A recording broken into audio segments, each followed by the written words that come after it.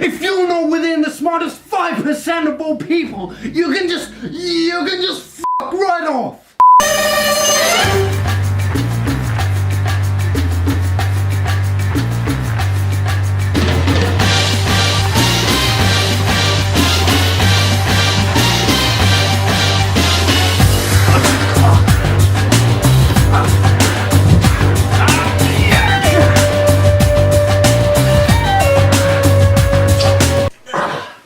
Close the window, cunt.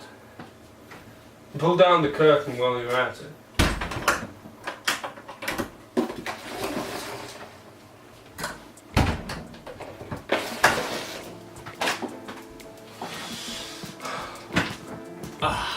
Today we'll be testing our intellectual capacity by watching a video uploaded by a YouTube channel called Ritzau. Ritzau have got 3.4 million subscribers. That is relevant because I say so. The video has got 12 million views. It's called 7 mystery riddles only the smartest 5% can solve. So this is not for retards.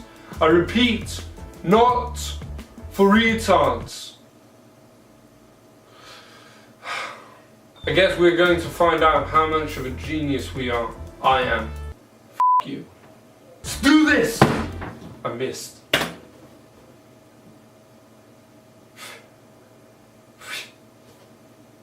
Seven mystery riddles only the smartest 5% can solve. I just want to establish the fact that they're wrong from the get-go. By saying only the smartest 5% can solve these riddles, you're pulling up some bullshit statistic from your arse. You have no proof of this, nor would you have, because you can't know that shit in advance, unless a study has been conducted. But if such a study had been conducted, you would have linked to it. So this is only something you're writing in order to get some people to click the video because they're wondering whether they're part of the smartest 5%, even though there's no way of finding that out.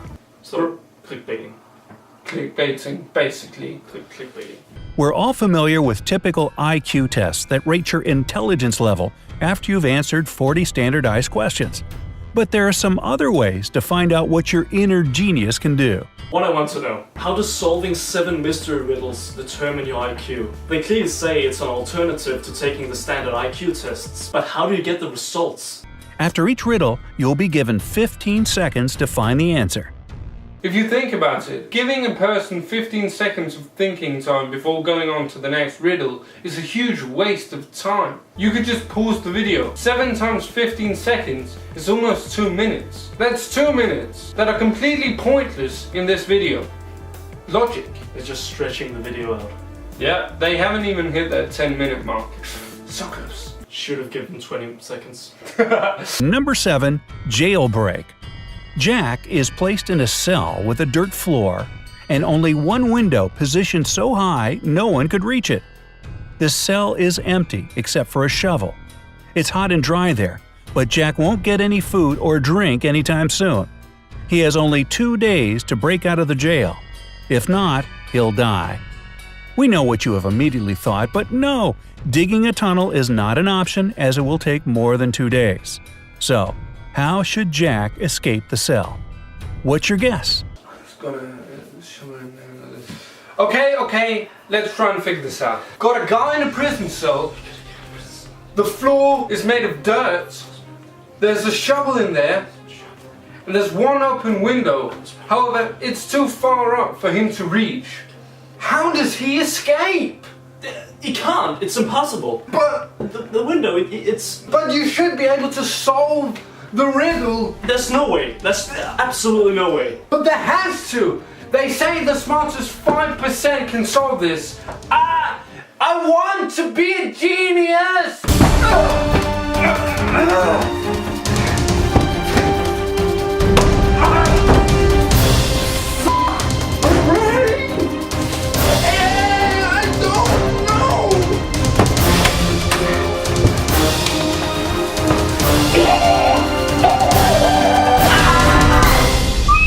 You shovel a pile of dirt in front of the window. You get on that pile. And you get the f*** out. Easy peasy.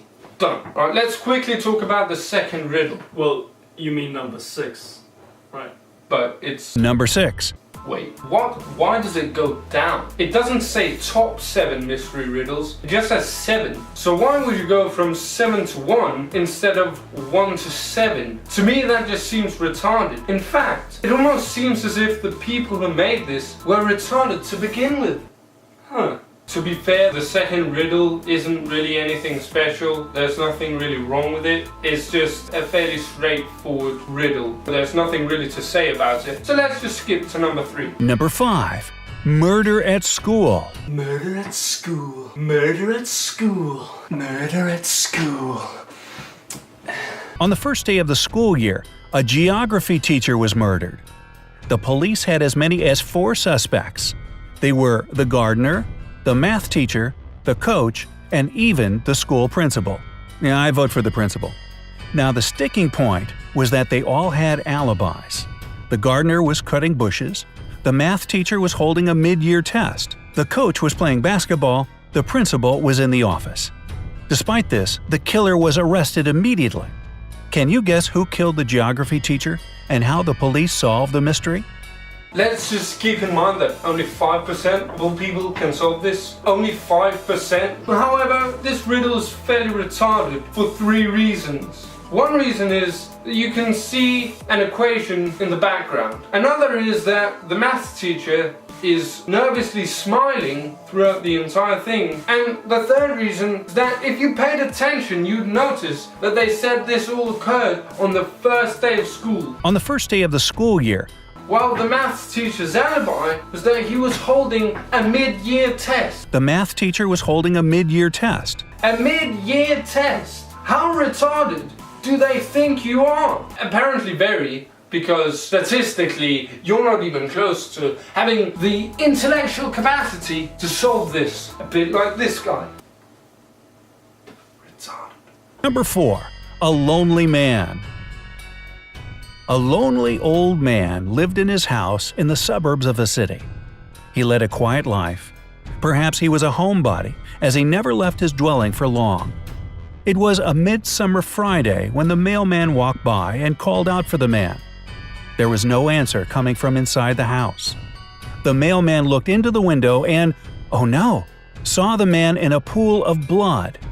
When the policeman arrived, he found Tuesday's newspaper, 2 bottles of warm milk, and 1 bottle of cold milk.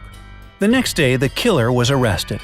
Do you know how the police found out who it was so quickly? The entertaining thing about this riddle is the fact that you actually question your sanity after figuring out what the correct answer is. Because there are so many layers of stupidity behind this, it's borderline insane. So let's just skip trying to find out who did it and just go directly to analyzing this. By the way, the killer is the mailman. It was obviously the mailman. First of all, we know that 3 days have passed. We see that there's paper for Tuesday, and there's 3 cartridges of milk. 1 for Wednesday, Thursday and Friday, because no one was there to drink it. But why didn't the mailman just put newspapers in his house Wednesday and Thursday? He committed the murder on Tuesday, and then called in the police Friday? Without putting newspapers Wednesday and Thursday, that's just stupid. We already know the mailman is stupid. However, let's just think about the milkman. If we take a look at his actions, he's been there thrice since the old man has been murdered, and he hasn't noticed anything. Let's just say it was blatantly obvious that the old man was dead in his living room or wherever. You could see him through the window. If it was clearly obvious, the milkman should have noticed and is completely retarded for not noticing because he's been there every day since. If it's not obvious and you can't really see that well, then the mailman is retarded because he's basically telling the police he did it, considering he noticed something that was extremely hard to see from the outside. Either way, the riddle is just, it's fucked. Number 3. 2 pills. A serial killer had a particular practice going. He kidnapped people and made them take 1 of 2 pills. One was harmless, the other was poisonous. Whichever pill a victim took, the serial killer took the other one. Then the scheme repeated itself continuously. Victims took their pills with water and died. The killer repeatedly survived. How did he always get the harmless pill? We won't go very in depth with this next one because it's also fairly obvious and there isn't much to say about it. However, we do have a few words. The way the question is asked is stupid. It's not a riddle anymore with this question, it's more of a trick question. How did he always get the harmless pill is indicating that there is only one harmless pill and one deadly pill, as the riddle also said. So we already established this and there's no point in asking like this. What they should have done is just ask, how did he always survive the game? And that would make sense. When the correct answer is that both pills were harmless, it's stupid to ask why he always got the harmless pill. Also, they explain that every person who took the pill drank it with water and then died. Victims took their pills with water and died. Which is sort of fairly fucking obvious when in the picture you don't see the person behind all this drinking water, it's the subject.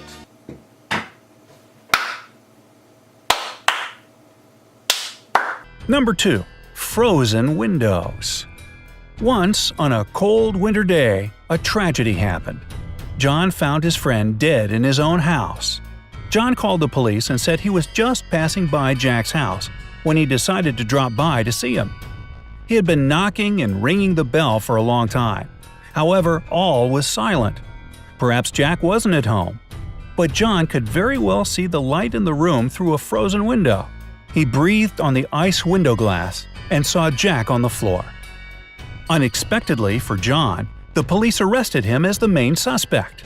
Why? First of all, this riddle is retarded. Considering his size, they're arresting a child, presumably under the age of 10. That's against the law. Obviously, John hasn't thought his legend through. He wouldn't be able to unfreeze the window glass because it's usually icy on the inside. Second of all, these police officers need to be educated because clearly there's something wrong with them. The reason they arrest John is because they say usually a window is frozen both on the outside and the inside. Now, I don't know why they would say this. I get it's winter and it's really cold outside, but it's as if they've never been in a house. Now, I have, and I can say that typically it's warm inside of a house. You know why? Because people have to live there. And in order for a person to live in a house while it's really, really cold outside, the house needs to be warm. For that reason, it doesn't make sense that the window would be frozen on the inside because guess what? It's in contact with heated air. Basically what they're saying, we're arresting you because we are too retarded to figure out stuff. Okay, that was stupid. My point is, it's a f***ing stupid reason to arrest a child based on what a window looks like when you don't even get the principles of temperature. Who knows?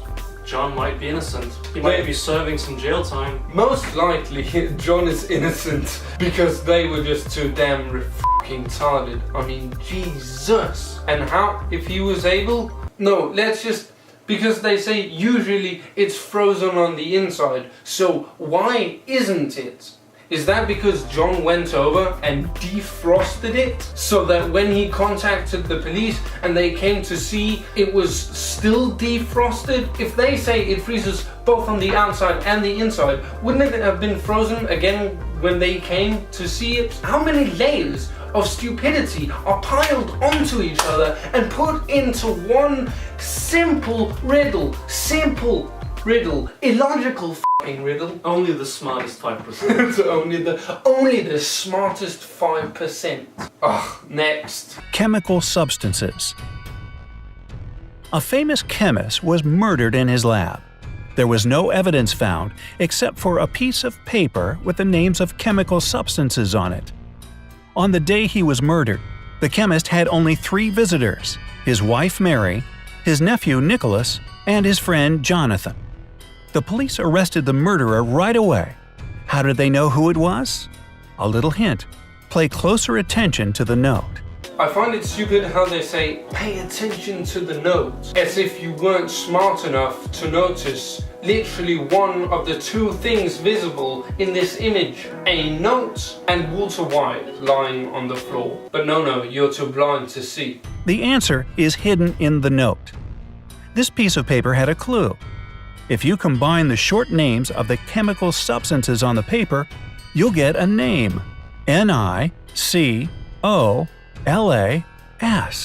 So for the solving part of the video, they explain to you how the periodic table is part of it all, because he's a chemist. But on the note, right in the center, it says nickel, but a part of it is also Nick. So your brain is automatically going to think Nicholas. Nicholas is the one who did it. You could also stretch it and say that Lanthanum is Jonathan, but it's much easier to just say Nick did it. Presuming you've already noticed it says Nick, you should be able to apply basic knowledge and read the O, L, and then A-S. But no, you're not amongst the top 5%. You're not amongst the top 5%. So you will not be able to do this. If we really think about it, the hidden message in this video is don't try, just accept that you're not amongst the geniuses. You're not in that top 5%. What would you do to get to that top 5 level? I think for starters, watching this video is a big help. Trying to solve these riddles, but of course only trying, is a good step towards being the top 5% smartest people in the world. I think you have to ignore teachings, ignore school. Just focus on tests like these, because remember, they're an alternative to an IQ test. If you just watch enough of them, I'm sure someday you'll be the smartest man alive. Or woman. Of course. No disrespect. Point is, you'll be the smartest person alive. Give me some water.